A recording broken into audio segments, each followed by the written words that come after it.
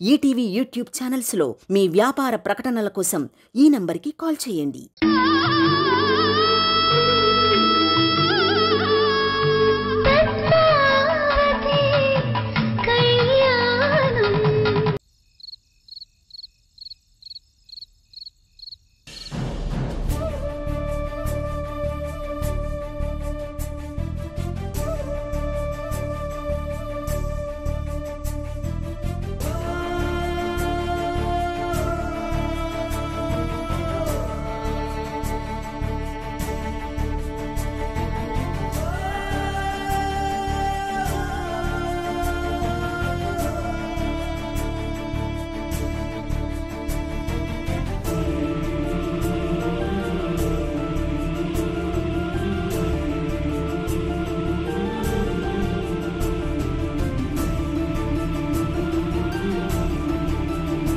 అయిపోయిందండి, అయిపోయింది.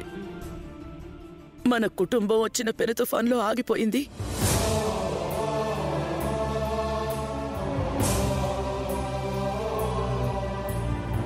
కానీ అది సృష్టించిన ఈ విధ్వంసుల్లోంచి ఎప్పుడు బయటపడతామో అర్థం కావడం లేదు.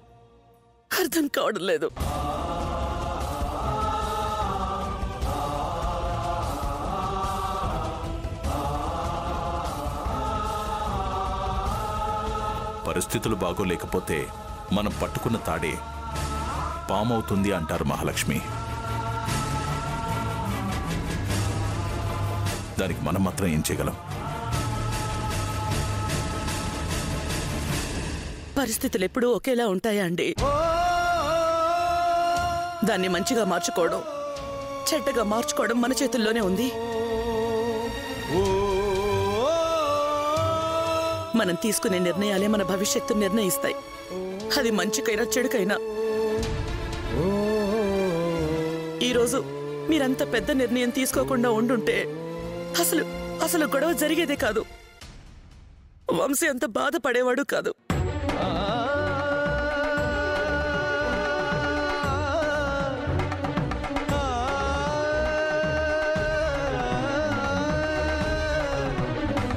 మన కుటుంబంలో ఎన్నో సమస్యలు వచ్చినా కనీసం మన కూతురి జీవితమైనా సంతోషంగా ఉంది అనుకున్నాను.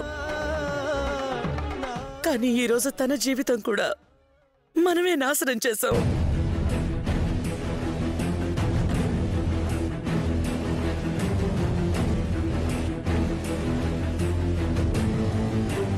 నా బిడ్డ ఏడుపు కారణమయ్యాం, దాని కన్నీళ్ళకి కారణమయ్యాం.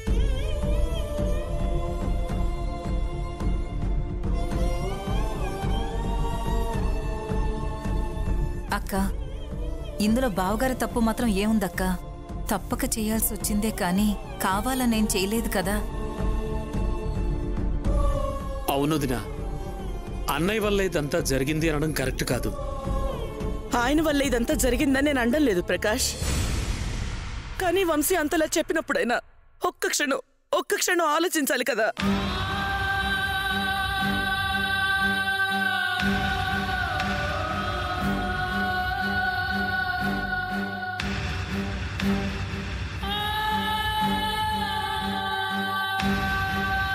అసలు వంశీ అంత పెద్ద తప్పు చేశాడంటే ఎలా నమ్మారండి? తీర్పుకు కావాల్సింది నమ్మకం కాదు మహాలక్ష్మి, సాక్ష్యాలు, ఆధారాలు. అవి వాళ్ళు చూపించారు కాబట్టే న్యాయం చేయడం కోసం అలాంటి శిక్ష వేయాల్సి వచ్చింది. కానీ మీ కూతురు జీవితాన్ని కూడా అన్యాయం చేస్తున్నామని ఆలోచించాలి కదండి.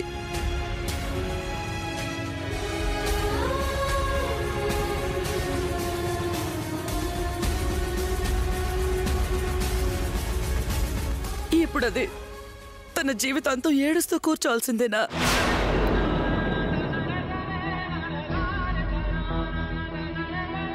కన్న కూతురు కళ్ళ ముందే ఉండాలని ప్రతి తల్లి ఆశపడుతుంది. కానీ ఇలాంటి పరిస్థితిలో ఉండాలని ఏ తల్లి కోరుకోదండి.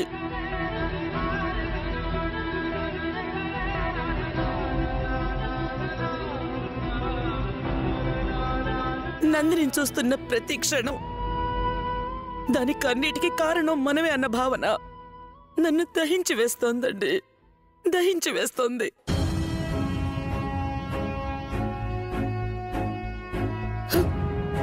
ఇక నేను మనశ్శాంతిగా ఎలా ఉండనండి? నువ్వేం బాధపడకమ్మా, త్వరలోనే అన్ని పరిస్థితులు చక్కబడతాయి. వంశీ కోపం తగ్గగానే వచ్చి నందినిని తీసుకెళ్తాడు. ఎలా తీసుకెళ్తారనుకుంటున్నావు? మళ్ళీ ఈ గుమ్మం ఎలా తొక్కుతాడనుకుంటున్నావు? అసలే వంశీకి కోపం ఎక్కువ, పట్టుదలున్న మనిషి.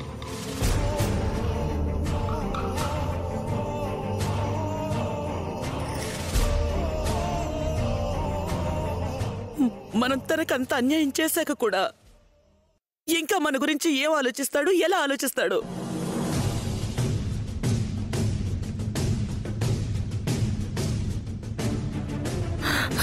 జరిగిన దానికి మన మీద పీకల దాకా కోపంతో ఉన్న వంశీని శాంతింపజేయాల్సింది పోయి ఇంకా రెచ్చిపోయేలా చేశావు.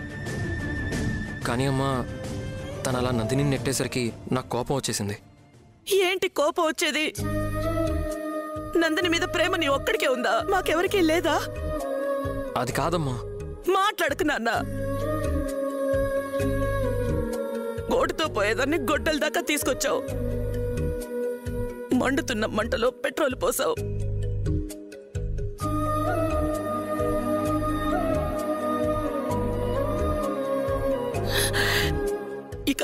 ఇక వంశీ కోపాన్ని తగ్గించడం ఎవరి వల్ల కాదు.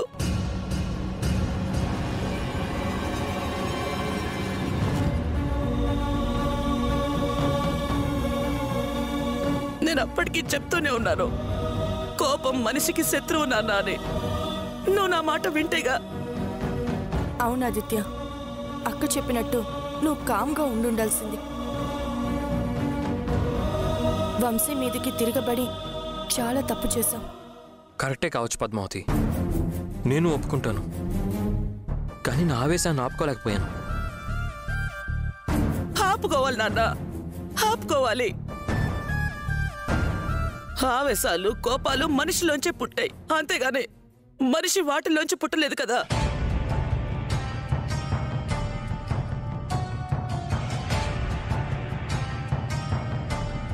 వంశీ ఈ ఇంటి ఆడపిల్ల భర్త. అలాంటి ఒక మనిషి ఒక మాట అంటే ఓర్చుకోవాలి. ఇందులో తప్పే ఉంది? జరిగిందేదో జరిగిపోయింది వదినా. ఇంకా దాని గురించి బాధపడి ప్రయోజనమే ఉంది.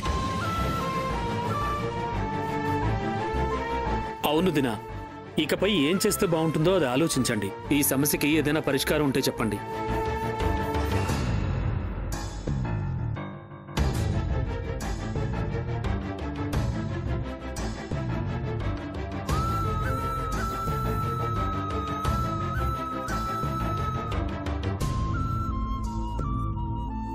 పరిష్కారం ఒక్కటే ఉంది ప్రకాష్.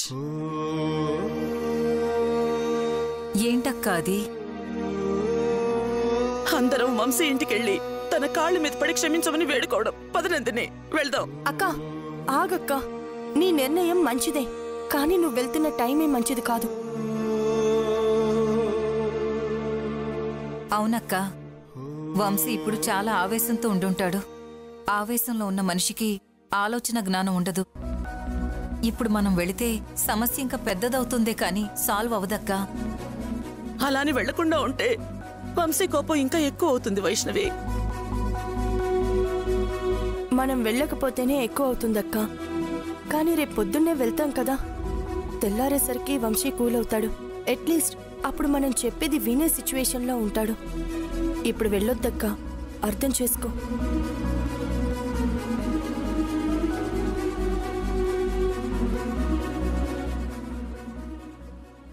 అవనందిని,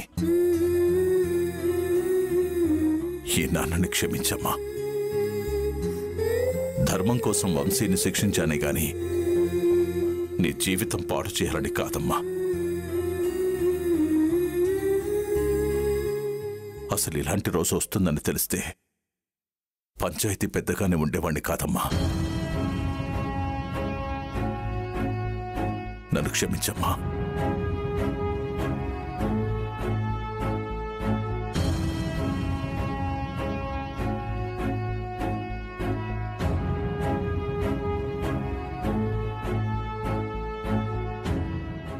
బావగారు, మీరు తీర్పు చెప్పలేరు ఇక ఎప్పటికీ.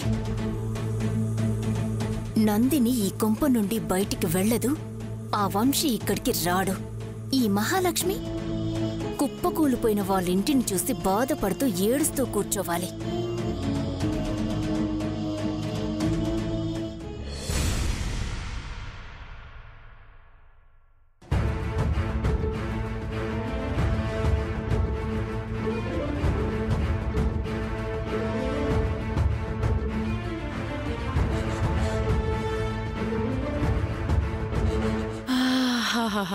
బిర్యానీ స్మెల్లే స్మెల్.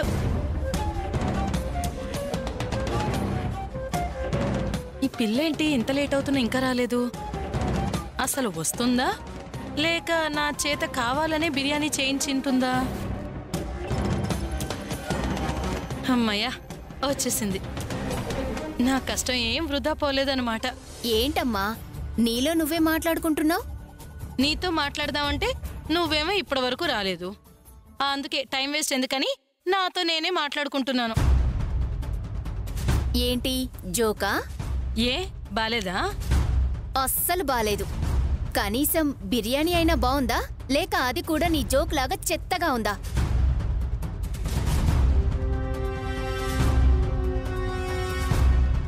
చెమటోడ్చి కష్టపడి చేశానే, చెత్తగా ఎందుకుంటుంది? చాలా బాగుంటుంది, తిను.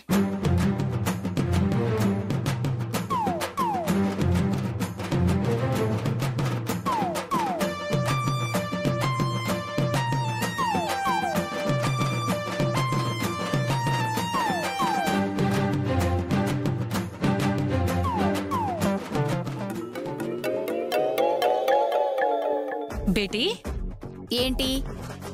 ఎవరైనా పొద్దునే టిఫిన్ చేస్తారు, కానీ నువ్వేంటి బకాసురులా బిర్యానీ తింటున్నావు? అబ్బా దిష్టి పెట్టకమ్మా, ఎక్కువ తినలేను. తక్కువ తిన్నా నష్టమేం లేదు, కానీ అడిగిన దానికి ఆన్సర్ చెప్పు. ఏం లేదమ్మా, రోజు టిఫిన్ తిని తిని బోర్ కొట్టింది, అందుకే వెరైటీగా ఉంటుందని చేయమన్నా. నీ తిండి చూస్తుంటే అలా అనిపించటం లేదే. మరి ఇంకెలా అనిపిస్తుంది? వరద బాధితుల్లాగా ఆకలి బాధితురల్లా అనిపిస్తున్నావు. మెల్లగా తినమ్మా. అనిపించడం కాదమ్మా, నిజంగానే ఆకలి బాధితురాల్ని.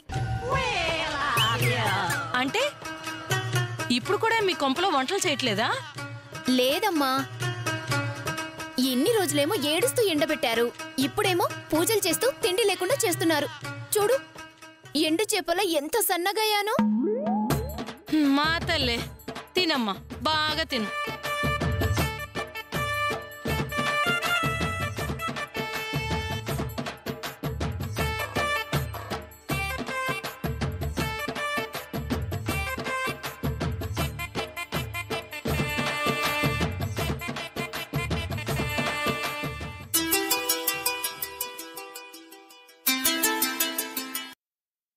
హలో, చెప్పు. మేడం, వీడిని ఏం చేయమంటారు? ఒక్క నిమిషం ఉండు, అధిష్టానాన్ని అడిగి చెప్తాను.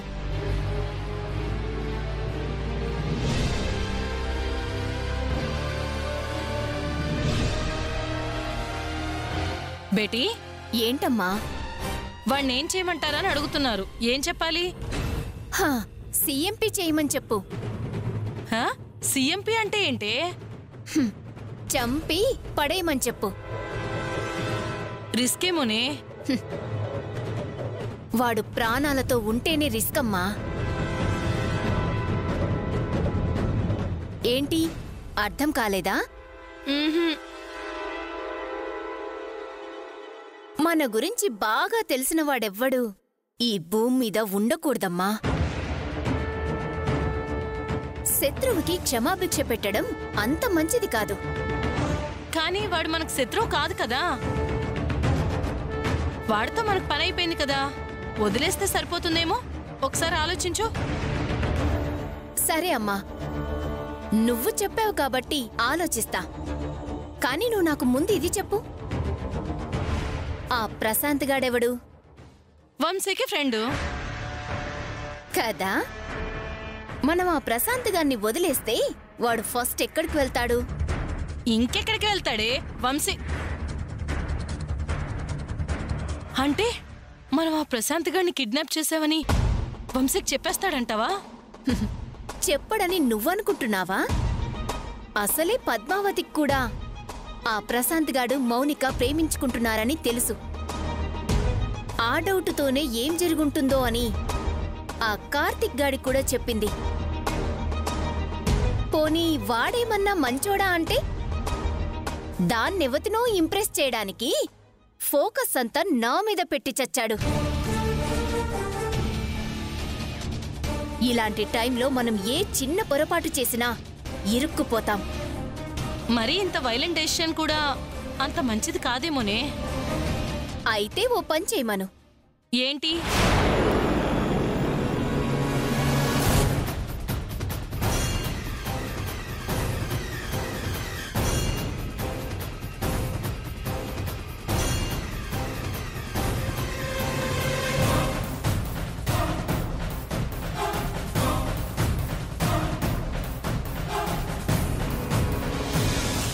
అలాగేనే, నువ్వు చెప్పినట్టే చేస్తాను.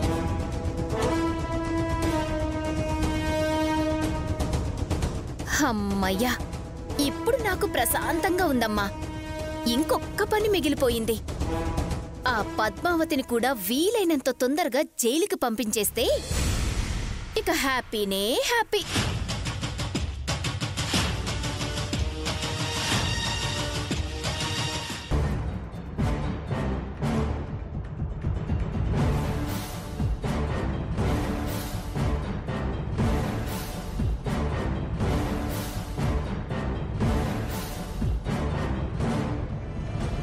ఏంటి పద్మావతి ఇలా వచ్చావు?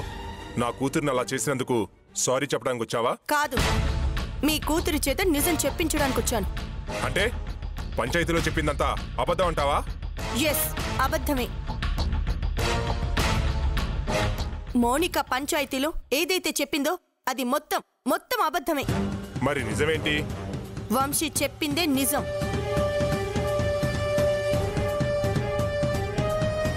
మీ అమ్మాయి ప్రశాంత్ని ప్రేమించటం, అతని కోసం వంశీతో వెళ్ళటం అంతా నిజం.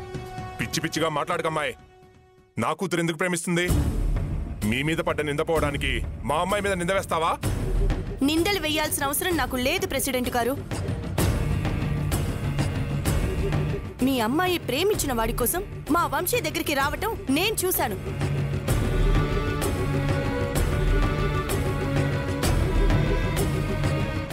మా బావగారి యానివర్సరీ ఫంక్షన్లో మీ అమ్మాయి వంశీని అన్నయ్య అనటం నా కళ్ళతో చూశాను.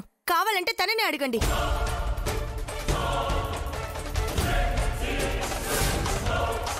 చెప్పు మోనిక, ఆ రోజు ఏం జరిగిందో క్లియర్గా మీ నాన్నగారికి చెప్పు. వంశీ నిన్ను బలవంతం చేయలేదు, ప్రశాంత్ కోసమే వెళ్ళాను అని చెప్పు.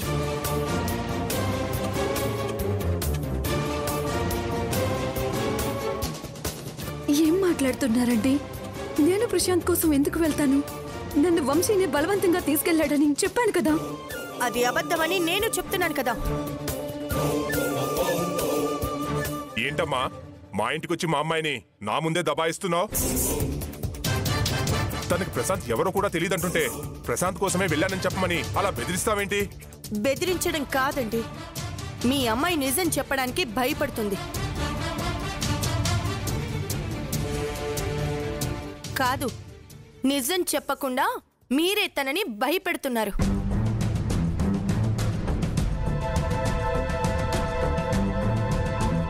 లేచిపోయింది అని తెలిస్తే మీ కుటుంబం పరువు ఎక్కడ పోతుందో అని ఆ నిందని వంశీ మీదకి నెట్టారు.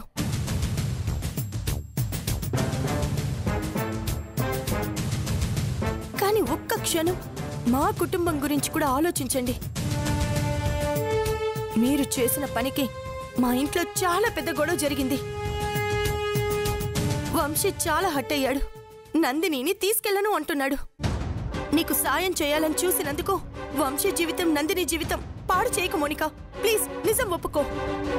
నాకు అబద్ధం చెప్పాల్సిన అవసరం లేదు. దయచేసి ఇంక విషయం గురించి నన్ను అడగండి. అంటే నిజం ఒప్పుకోను అంటావా? ఏంటమ్మాయి నీ గోలా? చెయ్యని తప్పును మా అమ్మాయి ఎందుకు ఒప్పుకుంటుంది? ముందు అసలు నువ్వు ఇక్కడి నుంచి వెళ్ళిపో. వెళ్తాను, తప్పకుండా వెళ్తాను. కానీ అసలు నిజాన్ని బయటికి ఖచ్చితంగా తీసుకొస్తాను. నువ్వు ప్రేమించిన ప్రశాంత్ కోసం పోలీసులు ఆల్రెడీ వెతుకుతున్నారు.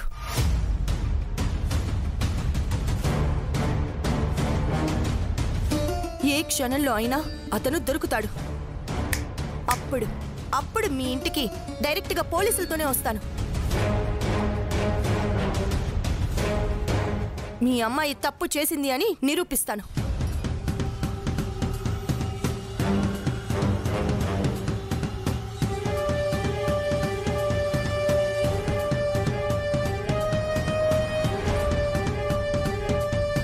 చూడు, నీ వల్ల ఎవరెవరితోనో మాటలు పడాల్సి వస్తుంది. ఒకవేళ ఆ ప్రశాంత్ గాడు పోలీసులకు దొరికినా కూడా నువ్విదే చెప్పాలి. అర్థమైందా? వెళ్ళు.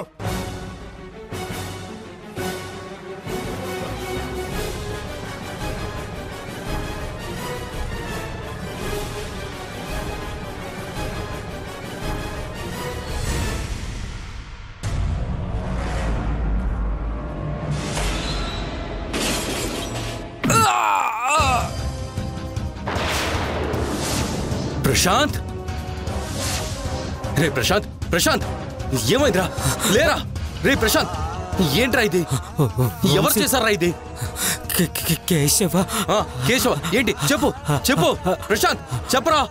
కేశవ చెప్పరా చెప్పరా ప్రశాంత్, నీకు ఈ పరిస్థితి కల్పించింది ఎవరు? కేశవగా చెప్పరా ప్రశాంత్.